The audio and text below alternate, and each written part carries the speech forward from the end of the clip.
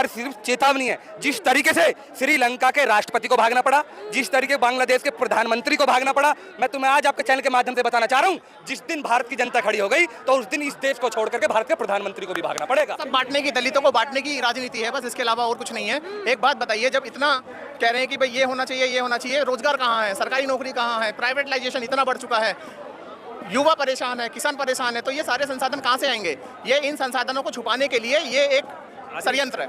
यही हाल मोदी जी का होने वाला है अभी आने वाले समय में। अगर जी बिल्कुल दे रहे हैं चेतावनी, अगर नहीं बाजे तो ऐसे ही संघर्ष होता रहेगा, ऐसे ही आंदोलन करा जाएगा, सड़कें जाम करे जाएगी।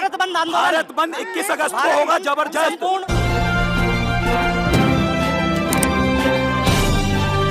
आप देख रहे हैं पब्लिक आवाज टीवी।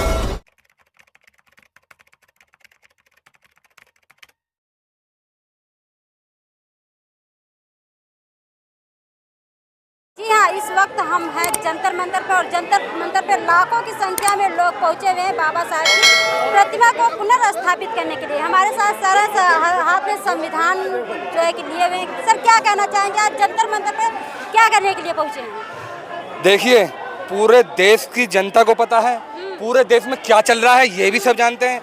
इन्होंने संसद भवन से डॉक्टर भीमराव अंबेडकर की प्रतिमा को हटा दिया गया है, ठीक है। मैं कहना चाहता हूँ, इन्होंने बाबा साहब की प्रतिमा को हाथ नहीं लगाया है, इन्होंने पूरे 85% की आवाज़ को हाथ लगाया है। इन लोगों ने पहले संविधान के साथ छेड़छाड़ करना चाहते थे, फिर इन्होंने बाबा साहब की मूर्ति, ये हमारे आंदोलन को, ये हमारी क्रांति को चेक करना चाहते हैं कि यहाँ कहाँ तक जा सकते हैं। मैं यादव समाज से आता हूँ, यहाँ पे हर वर्ग के लोग आए हैं, SC ST OBC, यानी वोट हमारा और राय तुम्हारा, ये हम चलने नहीं देंगे बिल्कुल भी। जिस तरीके से तानाशाही करके इन लोगों ने बाबा साहब की मूर्ति को हटाया है, हमने इनको पहले भी 2 अप्रैल 2018 को सड़कों पर आंदोलन करके दिखाया था, जिसमें हमारे SC ST OBC समाज के सब लोग थे। ये जैसे जैसे ये हमारे आंदोलन को कुचलेंगे, हम उतने और उभरेंगे। मैं कहना चाहता हूँ, आप देखिए ना, ये कहते थे 400 पार दीजिए संविधान खत्म कर देंगे, आप 400 पार दीजिए हम आरक्षण खत्म कर देंगे, हैं। तो मैं आपके माध्यम से कहना चाहता हूँ, ये हाथ तो ला के दिखाएं हमारे संविधान को एक बार। जिस तरीके से पहले ईंट में ईंट बजाई थी, हम इनको दोबारा भी वही चीजें करके दिखा देंगे, ठीक है। अब हमने भैंस चराना नहीं, अब हमने कलम चलानी, अब हमने कलम। आप कह रहे हैं कि चेक करना, जो है कि चेक कर रहे हैं, चेक करते करते संविधान में छेड़छाड़ की, पार्लियामेंट संसद भवन से बाबा साहब की प्रतिमा हटा दी गई, फिर इसके बाद जितने भी बहुजन समाज के लोग हैं, जो SC ST OBC माइनॉरिटी के लोग हैं, उनका हक अधिकार भी छीन लिया जाएगा ऐसे चेक करते करते। कैसे? देखिए, अभी तो इन्होंने हटाया, अभी हमारी सिर्फ चेतावनी है। जिस तरीके से श्रीलंका के राष्ट्रपति को भागना पड़ा, जिस तरीके बांग्लादेश के प्रधानमंत्री को भागना पड़ा, मैं तुम्हें आज आपके चैनल के माध्यम से बताना चाह रहा हूं, जिस दिन भारत की जनता खड़ी हो गई तो उस दिन इस देश को छोड़ करके भारत के प्रधानमंत्री को भी भागना पड़ेगा।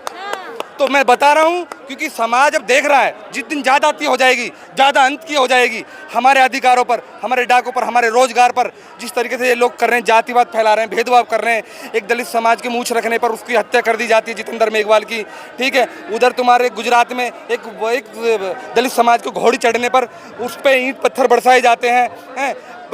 तुम्हारी लखनऊ वाली गोमती नगर में घटना हुई थी, जिन्होंने पानी बरसात कर रहे थे, उसमें सिर्फ 2 ही जाति दिखाई दी उनको, एक यादव और एक मुसलमान है। तो ये क्या कर रहे हैं, ये जातिवाद फैला रहे हैं। बीजेपी जातिवादी पार्टी बन चुकी है, बीजेपी का अंत निश्चित आ रहा है, निकटतम आ रहा है, वो डाउन फ्लो पे जा रही है बीजेपी। और मैं बताना चाहता हूँ, या तो ये अपनी हरकतें, गंदी हरकतों को सुधार ले, नहीं तो जनता सुधारने के लिए तैयार बैठी है। और ये जो चुनाव जीते हैं, ADR की रिपोर्ट आई है, 78 सीटें ये गड़बड़ी करके जीते हैं, ये ईमानदारी से चुनाव नहीं जीते हैं ये लोग, 78 सीटें गड़बड़ी करके जीते हैं, ADR की रिपोर्ट आई है। सुप्रीम कोर्ट से जो है कि जो जजमेंट आया है SC ST OBC में जो वर्गीकरण किया गया है, उस पर आप क्या कहें? मैडम, ये सब बांटने की, दलितों को बांटने की राजनीति है बस, इसके अलावा और कुछ नहीं है। एक बात बताइए, जब इतना कह रहे हैं कि भाई ये होना चाहिए, ये होना चाहिए, रोजगार कहाँ है, सरकारी नौकरी कहाँ है, प्राइवेटाइजेशन इतना बढ़ चुका है, युवा परेशान है, किसान परेशान है, तो ये सारे संसाधन कहाँ से आएंगे? ये इन संसाधनों को छुपाने के लिए ये एक षड्यंत्र है, इसके अलावा और कुछ नहीं है। सर, जिस तरह से बाबा साहब संघर्ष किए थे पानी की वजह, पानी को लेकर, और आज जो है कि आप बाबा साहब की प्रतिमा को पुनर्स्थापित करने के लिए आज लाखों की संख्या में जंतर मंतर पर पहुंचे, आखिर ये जो समाज है वो आखिर कब अपने अधिकारों को जाने? देखिए मैम, पहले समाज में इतनी जागरूकता नहीं थी। मैं आपको बता दूं, अब जैसे जैसे लोगों ने पढ़ना स्टार्ट कर दिया है, अपने अधिकारों को जानना स्टार्ट कर दिया है, मैं अभी भी कह रहा हूँ ओबीसी समाज में बहुत लोग अभी भी एक पाखंडवाद में फंसे हुए हैं, एक बहुत ही स्थिति में अभी निकले नहीं है। मैं कह रहा हूँ, मैं खुद यादव समाज से आता हूँ, मैं कहता हूँ तुम्हारा कर्म और तुम्हारी शिक्षा अगर तुम इन पे जोर दे दो, तुम्हारा कर्म निर्धारित करेगा। मैं कह रहा हूँ डाक कांवड़ लाने से कुछ नहीं होने वाला। पढ़ोगे, किताब पढ़ोगे तो तुम कुछ बनोगे। अगर तुम खाली निठल्ले की तरह कांवड़ घूमोगे, तुम सोचो भगवान तुम्हें देगा, तो भगवान नहीं देने वाला। तुम्हें शिक्षा देगी, शिक्षा तुम्हें सब कुछ देगी। जो बाबा साहब ने हमें अधिकार दे दिए, जो बाबा साहब ने हमें जहाँ पानी पीने तक का भी अधिकार नहीं था, कुएं से पानी पीने का अधिकार भी हमें बाबा साहब ने दिलाया है। उस चीज़ को क्यों नहीं याद करते ये यादव समाज के लोग हैं? क्यों भूल जाते हैं ये लोग? तो बाबा साहब ने एक जाति के लिए काम नहीं करा मैडम। आज बाबा साहब को सिर्फ एक जाति का नेता बना के छोड़ दिया, दलितों का मसीहा। वो बाबा, मैं कहना चाहता हूँ, बाबा साहब दलितों के मसीहा नहीं थे, बाबा साहब पूरे समाज के और बाबा साहब पूरे देश के नेता थे। बाबा साहब की बड़ी बड़ी प्रतिमाएं अमेरिका के अंदर जाके देख लीजिए, कितनी बड़ी बड़ी प्रतिमाएं लग रही हैं वहाँ पे, लोग वाग उनको नमन करते हैं। मैं कहता हूँ जातिवाद खत्म, जातिवाद बढ़ा रहे हो, ठीक है, हम आरक्षण को लात मार देंगे, आप सारी जाति खत्म कर दो। लेकिन अब तो देखने को मिला बाबा साहब को भी लोग पूजने की कोशिश कर रहे हैं, पूज रहे हैं। बाबा साहब को मानेंगे। अब तो मैं कह रहा हूँ, अभी तो इन्होंने सिर्फ 240 पे आई है मोदी सरकार, तो उनको झुका दिया, इतना झुका दिया, वो झुकने पे मजबूर हो गए। मैं कह रहा हूँ अगर अगली बार ये और न सूखे तो मैं कह रहा हूँ ये कदमों में लेटेंगे, कदमों में बाबा साहब के। जो आज आरएसएस की नीति चल रही है, वो देश बांटने की नीति, और ये अपना संविधान लागू करना चाहते हैं आरएसएस वाले हैं। आरएसएस का आज़ादी में क्या योगदान है, मुझे बता दीजिए एक भी। इनका एक भी नेता आरएसएस वालों को मुझे ये बता दीजिए इनका आज़ादी में क्या योगदान है। इन्होंने सिर्फ अंग्रेजों की गुलामी करी है, इन्होंने सिर्फ अंग्रेजों के मुखबरी करी है। ये देश को बांटना चाहते हैं। मैं जब भी पहचान देता हूँ SC ST OBC माइनॉरिटी जाग जाएं, राष्ट्रपति भी इनका, प्रधानमंत्री भी इनका, मुख्यमंत्री भी इनका, और SDM भी इनका, और PM भी इनका, सब चीज़ इनके बनेंगे, पर जागने को तैयार नहीं है। कौन जगाएगा? हम जैसे जागरूक लोग जगाएंगे। अगर हम जागरूक बनेंगे तो समाज जागरूक बनेगा। आपके चैनल के माध्यम से जब दूर दूर तक लोग आगे देखेंगे तो कहेंगे कि एक यादव समाज का लड़का इस चैनल पे बोल रहा है, बहुत अच्छी बात बोल रहा है। मैं हर आंदोलनों में, बहुजन समाज के आंदोलन हो या किसी भी चीज़ के आंदोलन हो, मैं बहुत आगे रहता हूँ, क्योंकि मुझे पता है मेरा अधिकार क्या है, और जिस दिन मेरा अधिकार मारे जाएंगे तो उस दिन मुझे निकलना पड़ेगा, सीधी सी बात। आखिरी सब एक बार इस बुक को ऐसे रख लो, और जो आपने अधिकतर जो लोग और महिलाएं ये बोलती हैं ना कि बाबा साहब के बारे में आजकल एक रील का ट्रेंड चल रहा है, रील बनाती हैं, तो बात बात पे ना कुछ महिलाओं को यही नहीं पता कि अधिकार बाबा साहब की वजह से महिलाओं को मिले। मैं रिस्पेक्ट करता हूँ महिलाओं की, लेकिन कुछ महिलाएं ऐसी हैं कि जो बाबा साहब के बारे में बहुत गलत बोलती हैं, SC ST एक्ट के बारे में गलत बोलती हैं, या कुछ मनुवादी लोग हैं। मनुवादी भी दो तरह के हो चुके हैं, एक तो पढ़े लिखे हैं जो जिनको सब पता है, वो कहते हैं कि अब मनुवाद से बाहर आना चाहिए, और एक हैं जो पढ़ तो लिए हैं लेकिन मनुवादी अभी उनकी दिमाग में भरी पड़ी है। तो जो भरी पड़ी है, मैं उन लोगों को एक बात बता देना चाहता हूँ, भाई लोगों, नफरत फैलानी बंद कर दो, नहीं तो नफरत फैलाने के चक्कर में आप भारत के अंदर ही सिमट कर रह गए। अगर बुद्ध की तरह विचार बांटते तो आज भी 56 देश बुद्ध की तरह आपके भी होते, 56 देश आपके हिंदुओं के भी होते। तुम दूसरा एक समुदाय क्या कह लेता है इन हिंदुओं से लड़ने के लिए, वो ये कहता है कि भाई इन लोगों में जातिवाद है, इन लोगों के अंदर जातिवाद है, जातियों में बटे हुए हैं, ये आपस में लड़ के मर जाएंगे, और आने वाले 2040 या 2050 में हम राज करेंगे। बाबा साहब कभी नहीं चाहे कि अंधविश्वास पाखंडवाद की तरफ कभी नहीं वो ध्यान दिए, अंधविश्वास पाखंडवाद से बाहर निकालने का काम किया, लेकिन अक्सर देखा जाता है लोग उसी की तरफ आकर्षित होते हैं।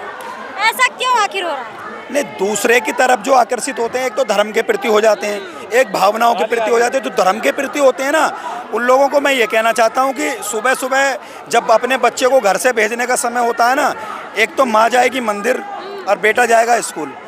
तो जो माँ मंदिर जा रही है ना, वो फिर उसके घर से मंदिर से लौटने के बाद ये नहीं बोलेगी कि बेटा तुम कल स्कूल में जाके अच्छी शिक्षा ये प्रदान करना, ये करना। वो कहेगी बेटा भगवान को नमन करते हुए जाना।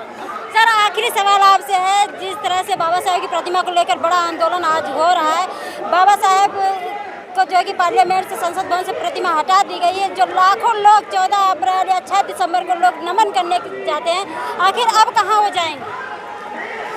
मैं बताना चाहता हूँ, अभी जस्ट आपने एक बयान देखा होगा, वो बयान आया है कांग्रेस के सांसद का।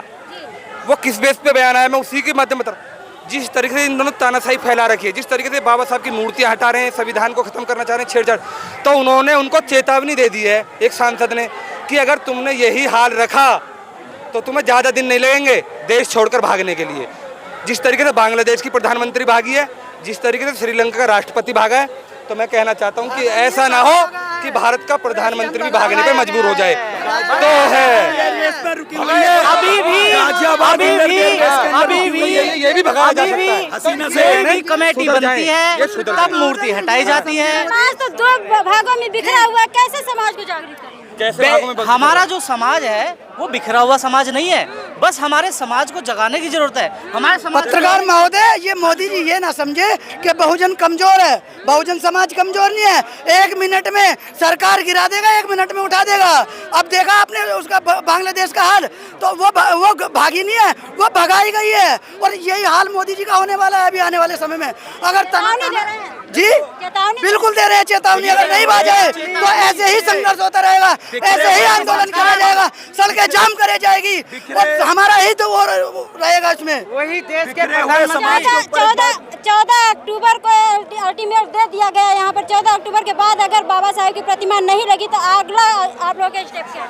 भारत बंद आंदोलन। भारत बंद 21 अगस्त को होगा जबरदस्त। संपूर्ण भारत 2 बंद अप्रैल का से ज्यादा। आंदोलन। हमें संघर्ष करना सिखाया है, हम संघर्ष के आदी हैं, हम संघर्ष के आदी हैं, संघर्ष करना जानते हैं। हम सब कुछ छोड़ के आंदोलन करेंगे, हम चक्का जाम करेंगे जब तक प्रतिमा नहीं लगेगी, जब तक ऐसे ही आंदोलन चलता रहेगा। मैं आपकी मीडिया से सवाल करना चाहता हूँ कि जब वो प्रतिमा हटाई गई थी क्या उसका कोई नोटिस दिया गया था या कोई प्रेस विज्ञप्ति किसी को दी गई थी? ये रातों रात हटाने का मतलब यानी कि इस सरकार के अंदर उन नुमाइंदों के अंदर थोड़ा डर है। अगर तरीका बाबा साहब का जो विचार था उससे डर रहे हैं क्या लोग? ये लोग किसी भी चीज से डर रहे हो, लेकिन बाबा साहब के लोग प्रतिमा ऐसे हटाई गई जैसे गांव में खेतों से मोटर चुरा ली गई हो समरसीबल की, रातों रात प्रतिमा हटाई गई हो। अरे दिन में करके देखते फिर बताते क्या होता है। जब इनको पता चलता कैसे मूर्ति हटाई जाती है, कैसे स्थापित करी जाती है। जब तक मूर्ति स्थापित नहीं होगी, बाबा साहब की स्टैचू स्थापित नहीं होगी, जब तक बहुजन जागा रहेगा, जब तक चुप नहीं बैठेगा। 2 अक्टूबर फिर दोहराएंगे? बिल्कुल दोहराएंगे, 2 अक्टूबर बिल्कुल दोहराएंगे। फिर से होगा। हम उस समय भी बिल्कुल सामने थे और अब भी सामने हैं, बिल्कुल कह रहे हैं वही दोहराया जाएगा जो 2 अप्रैल में हुआ था। 2 अप्रैल को तो आप देख सकते हैं कि किस तरह से लोगों के अंदर आक्रोश भरा हुआ, किस तरह से लोगों के अंदर गुस्सा है। जिस तरह से बाबा साहेब ने इन लोगों को अधिकार दिया था, उस अधिकार को खत्म किया जा रहा है, इतिहास को खत्म किया जा रहा है। इन लोगों की बातों से आप लोग कितना सहमत है कमेंट बॉक्स में देना ना भूलें। मैं आपके साथ सुमन बौद्ध, SB लाइव 85 से।